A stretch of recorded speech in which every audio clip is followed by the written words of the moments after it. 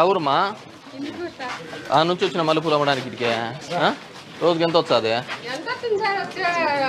ఇక్కడ నేను అడిగిన దానికి చెప్పు. నువ్వు ఇవన్నీ ఎందుకు ముందుకురా. ఏం పేరు? తులసమ్మనా? ఇందుకూరు నుంచి వస్తున్నా. తెలుసా నీకు ఇమ్మా? తెలుసా ఆయన ఎవరు? ఇదిగో ఈ 1000 రూపాయలు చూసుకొని ఆయన పూలన్నా పెట్టు. ఊర్లో ఉన్న అతను ఎందుకు కన్నా తెలుసు. ఇచ్చిపో. నువ్వు ఆడ నీకు 200 అని చెప్తావు కదా, నేను 1000 ఇచ్చానా అందరికి వచ్చిన ఆడోళ్ళకి పిల్లలకు పూలు. పూలు తీసుకొని పిల్లలకి. ఏమో బాగున్నారా? ఏమైనా ఉన్నాయా సమస్య? ఒక్క నిమిషం. పెన్షన్ రాలేదా? ఎంత ఉంది ఆయనకు వయసు? ఎవరు వాలంటీర్? ఎవరు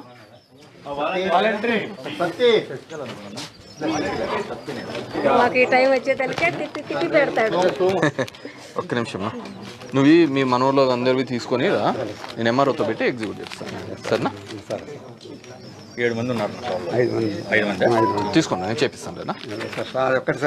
చేస్తాను లేక దానికి పెద్ద విషయం కాదు. 5 మంది తీసుకొని నా దగ్గరికి రండి. సరేనా? ఎవరు వాలంటీర్?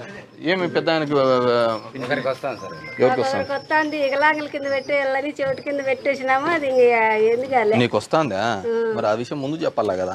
నీకెందుకు వస్తుందని ఆయన కొట్లాడుతున్నాడా? నీకు వస్తుంది, నాకు లేదే. సరే ఒకటి ఉన్నిలే.